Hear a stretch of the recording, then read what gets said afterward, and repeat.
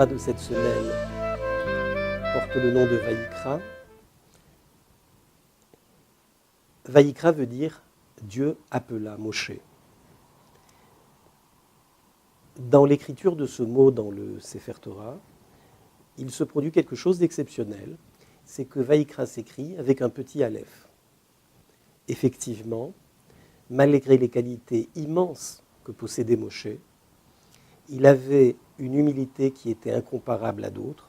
Il était l'homme le plus humble qu'ait porté la terre, nous dit la Torah dans le livre de Bamidbar.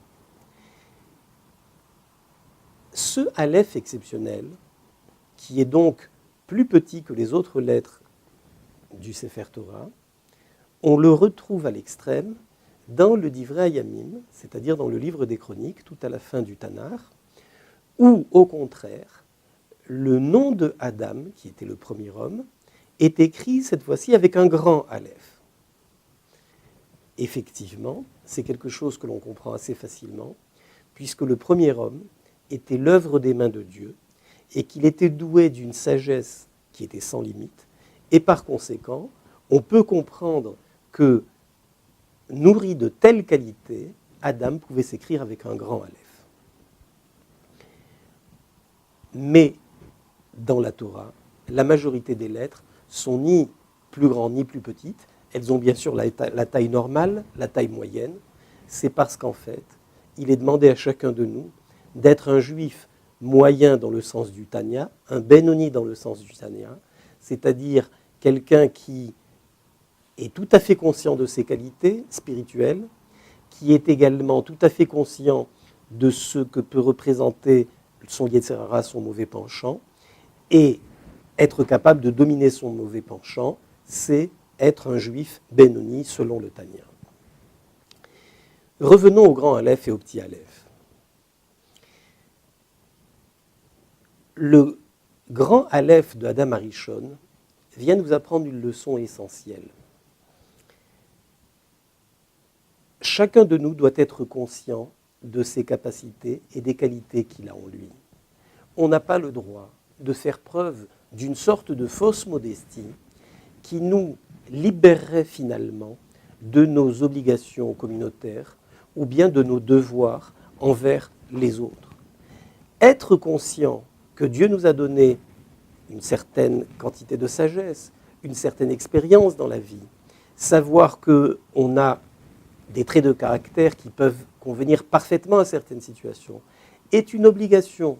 Connaître ses qualités est presque la même obligation que connaître ses défauts. Et c'est la raison pour laquelle Adam s'écrit avec un grand aleph. Sauf que, bien évidemment, connaître ses qualités ne doit pas nous permettre de verser dans une extrême qui serait désastreuse.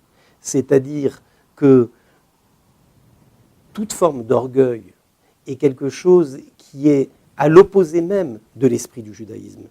Et par conséquent, on a besoin de l'enseignement de Vayikra qui est écrit avec un petit aleph, comme pour nous dire que Dieu a appelé Moshe Rabbeinu, et il l'a appelé pour montrer l'affection qu'il lui portait, comme nous dit Rashi.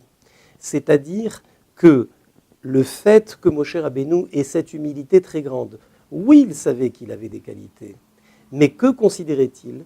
Il considérait que si quelqu'un d'autre, un autre que le fils de Amram, un autre que quelqu'un qui était la 7e génération, un autre que Moshe Rabbeinu, s'il avait eu les mêmes qualités, il les aurait développées encore mieux et encore plus. C'est cette humilité-là qui est représentée par le petit aleph de Vayikra. L'enseignement est clair pour chacun de nous. Ne pas ignorer ses qualités, parce que ce sont avec nos qualités, c'est avec nos qualités que nous pouvons agir positivement dans le monde. Et bien sûr, ne pas être dupe d'une certaine façon. Ces qualités, nous les devons à Dieu. Et par conséquent, c'est une humilité permanente. C'est d'une humilité permanente que nous devons faire preuve. Merci, au revoir à tous.